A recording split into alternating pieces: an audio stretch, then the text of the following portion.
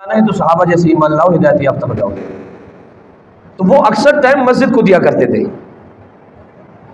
हमारा ताल्लुक हफ्ते में एक आधे घंटे के लिए मस्जिद से जुड़ता है। इमाम साहब अगर उसमें थोड़ी सी ताखीर कर ले तो फिर मेरे अजीज साथियों सबकी आंखें गड़ी पर टिके रहती हैं कि इमाम साहब ने क्या कर दिया, बहुत बड़ा गुनाह हो गया इमाम साहब से, तो रोको। तो जब आधे घंटे का ताल्लुक है तो उस आधे घंटे में जिस मौजू को हम शुरू कर लेते वो पाए तकमील तक नहीं पहुंचता है। वालिदैन के हुकूक के मुताल्लिक आप हज़रात के सामने बात रखी थी, लेकिन चंद ही बातें वो सामने आई थी। आजकल वालिदैन के हक को पामाल किया जा रहा है और नबी अकरम सल्लल्लाहु अलैहि वसल्लम फरमाते हैं सब वक्त आएगा अंतलिदल अमत रब्बतहा कि वालिदाए अपने आकाओं अपने मालिकन को जनेगी, यानी वो बच्चियां जो जिसको वालिदा जनती है वो उनके लिए डिक्टेटर होंगी, उनको आर्डर जारी करने वाली होगी।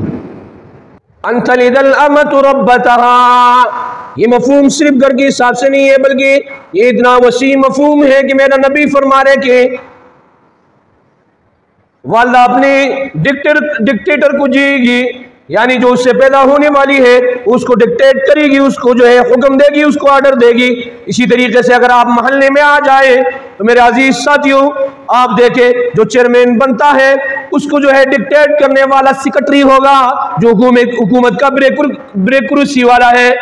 इसी तरीके से मेरे अजीज साथियों आप मोहल्ले की तरफ से अगर आप देखें तो इस तरीके से देखा जाए तो इमाम को नबी पाक सल्लल्लाहु अलैहि वसल्लम के मुसल्ले पर खड़े होने की वजह से नबी अकरम सल्लल्लाहु अलैहि वसल्लम ने फरमाया अल उलमा वरसतुल अंबिया व इन्नल अंबिया लम युवरिसू दीनारन वला दिरहमा व इन्नमा वरसुल इल्म फमन अखज़हु अखज़ बिहज़्ज़िन वाफिर। आलिम को चाहिए था कि लोगों को चलाते, लेकिन मेरे अजीज साथियों आजकल उल्टा मामला चल रहा है। और आपने देखा होगा कई किस्से कहानी आपके सामने आ रही होगी, कमेटी वाले इमाम साहब को चला रहे हैं। आपने सुना होगा मदनी मस्जिद में इमाम साहब को हटा दिया गया। मेरे अजीज साथियों पोस्टर आता है कह रहे मदनी मस्जिद में इमाम की जरूरत है, लेकिन मेरे अजीज साथियों इमाम ऐसा होना चाहिए कि प्रोफेसर और इस किस्म के लोग रब्ता करें, आलिम दीन रब्ता न कीजिए। आजकल जो है कमेटी वाले इमाम साहब को चला रहे हैं। अंतलिदल अमतु रब्बतहा, इसी तरीके से आप आगे जाइए मेरे अजीज साथियों, यही वजीर आला को ब्रेकुरुसी वाले चलाते हैं। यही लोग जो है इनको डिक्टेट करते हैं कि जनाब वाला आप ये काम कर रहे हो तो पहले साहब ने ये काम नहीं किया था, पहले वाले साहब ये काम किया करते थे, पहले वाले साहब ये काम किया करते थे। उनको देखकर मेरे अजीज साथियों 75 साल में हमारे मुल्क में तरक्की क्यों नहीं हो रही है।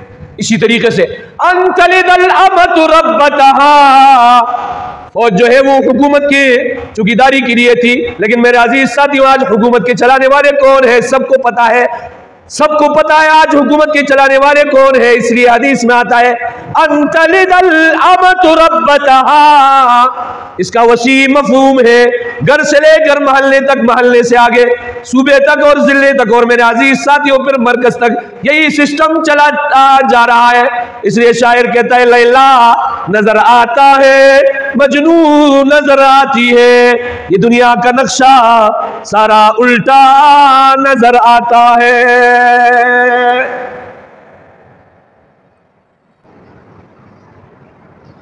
इसी तरीके से मेरे अजीज साथियों लड़के अपने वालिद से कहेंगे जनाब वाला आपको कुछ पता नहीं है, आपके इल्म में कुछ नहीं है।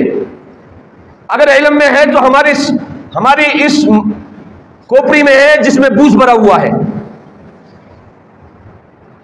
तो इसलिए वालिदैन के हक को उजागर करना, लाना, उम्मत मुस्लिमा को बताना ये लाजमी लाबुदी और जरूरी है। मेरे अजीज साथियों वालिद किसे कहते हैं? वालिद को हदीस में बाबुल जन्नत कहा गया है कि ये जन्नत का दरवाजा है। हदीस में आता है रिज़ल रब्बि फी रिज़ल वालिद, अगर आपने रब को राजी करना है तो पहले अपने बाप को राजी करना होगा। रिज़ल रब्बी फी रिज़ल वालिद, अगर आप चाहते हो कि मैं अपने रब को राजी कर दूं, उसके लिए जरूरी लाबुद ये है कि अपने वालिद को राजी कर दो। और नबी अकरम सल्लल्लाहु अलैहि वसल्लम, यार सल्लल्लाहु अलैहि वसल्लम कौन है यार, ये होंठ हिलने चाहिए, मैं आपको बार बार बताता हूँ, इस पर बड़ी वहीद है।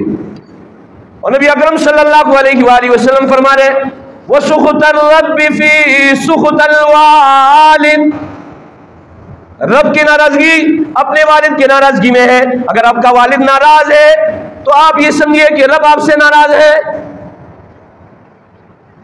मेरे अजीज साथियों, इसलिए तो हमें कहा जाता है कि अगर आपने ईमान लाना है सहाबा जैसे ईमान लाओ। अब ऐसे करनी रज़ी अल्लाह ताला अन्हु, जिनके मुताल्लिक इख्तिलाफ है कि ये सहाबी है, बाज फुक़हा आइम्मा ये कहते हैं कि जनाब वाला ये सहाबी है, इसने ये मर्तबा पा लिया है, और बाज कहते हैं जनाब वाला ये ताबी है, क्योंकि वो काम जो सहाबा के लिए जरूरी होता है वो काम इन्होंने नहीं किया है।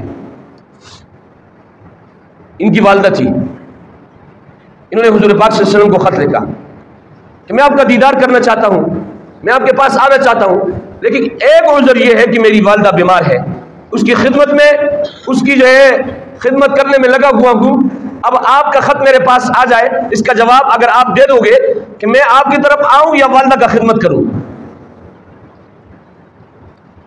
नबी अकरम सल्लल्लाहु अलैहि वसल्लम, सब कह दो सल्लल्लाहु अलैहि वसल्लम, नबी अकरम सल्लल्लाहु अलैहि वसल्लम ने अवैस करनी रज़ियल्लाहु ताला अन्हु को जवाबन खत लिखा, क्या आप अपनी वालदा की खिदमत करते रहे, यहां आने की जरूरत नहीं है। और फिर हज़रत उमर इब्न खत्ताब रज़ियल्लाहु ताला अन्हु को वसीयत की कि कर्न के इलाके से अवैस आएगा, कर्न के इलाके से अवैस आएगा, जब अवैस आ जाए तो आप उससे मेरे लिए भी दुआ करवाना, अपने लिए भी दुआ करवाना। अमीरुल मोमिनीन उमर इब्न खत्ताब रज़ियल्लाहु ताला अन्हु वो शख्स थे जो जलाली थे, हमेशा के लिए कहा करते थे अल्लाह के रसूल इजाजत दो ताकि इस मुनाफिक का सर उड़ा दूं। नबी अकरम सल्लल्लाहु अलैहि वसल्लम की इस वसीयत पर उनके ज़माने में अबू बकर सिद्दीक रज़ियल्लाहु ताला अन्हु का दौर खिलाफत गुजर गया है। कर्न से जो काफिले आते थे, अमीरुल मोमिनीन हज़रत उमर इब्न खत्ताब रज़ियल्लाहु ताला अन्हु उसके लिए शहर से बाहर जाया करते थे ताकि अपने नबी की वसीयत पर अमल कर सकूं, और पूछा करते थे आप में अवैस कोई है।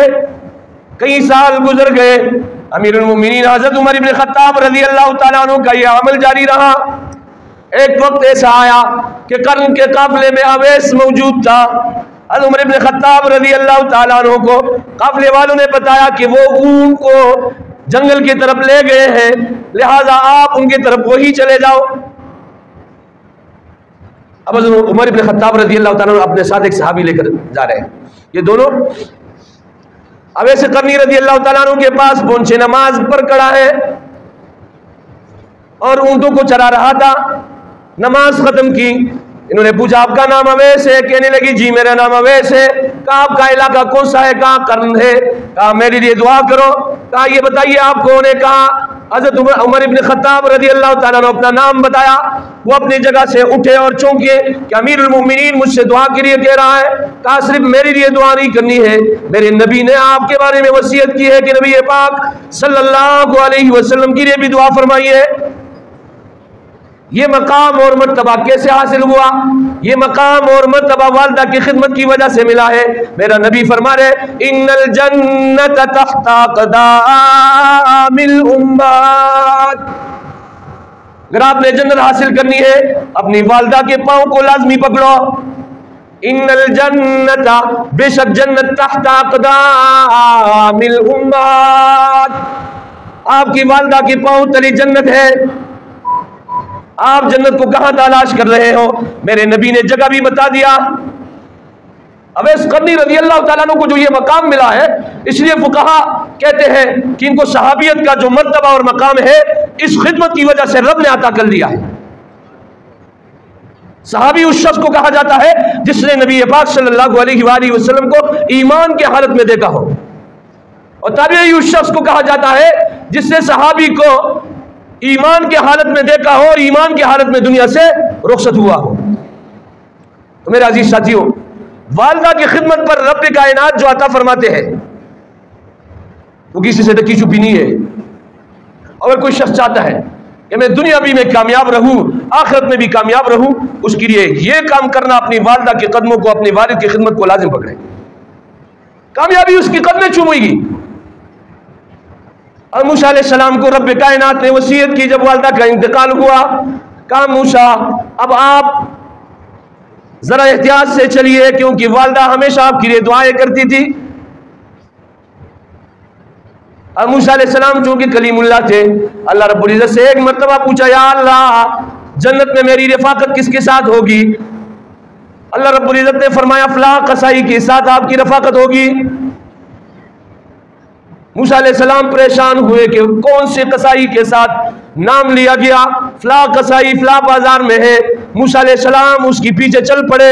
मूसा अलैहिस्सलाम उस कसाई के घर में मेहमान बने और उनसे पूछा, जनाब वाला, कसाई ने कहा मैं ये गोश्त लेकर जाता हूं घर, आपको वहां आपकी मेहमान नवाजी घर में करूंगा। अब मूसा अलैहिस्सलाम उसके अमल को देख रहा है कि ये शख्स क्या अमल कर रहा है। बहरहाल मूसा अलैहिस्सलाम ने उनके घर में 2-3 दिन गुजारे, लेकिन कोई अमल उन्हें मिला नहीं। सिर्फ ये अमल मिला कि ये गोश्त ले जाकर पकाता, अपनी वालिदा को सबसे पहले खिलाता और उसके बाद फिर उससे मेहमान और खुद खाता। जब ये अपनी वालिदा को गोश्त खिलाता तो वो जो है कुछ बातें करती थी जो समझ में नहीं आती थी। मूसा अलैहिस्सलाम ने पूछा, ये क्या कह रही है? कहा ये मेरी वालिदा है। और ये कहती है अल्लाह रब्बुल इज्जत आपको मूसा अलैहिस्सलाम का पड़ोसी जन्नत में बनाए। आपको अल्लाह रब्बुल इज्जत मूसा अलैहिस्सलाम का पड़ोसी बनाए। मूसा अलैहिस्सलाम समझ गए कि इसका तो कुछ अमल नहीं है, लेकिन वालिदा की दुआ है जिसकी वजह से अल्लाह रब्बुल इज्जत ने इससे मेरा रफीक बनाया।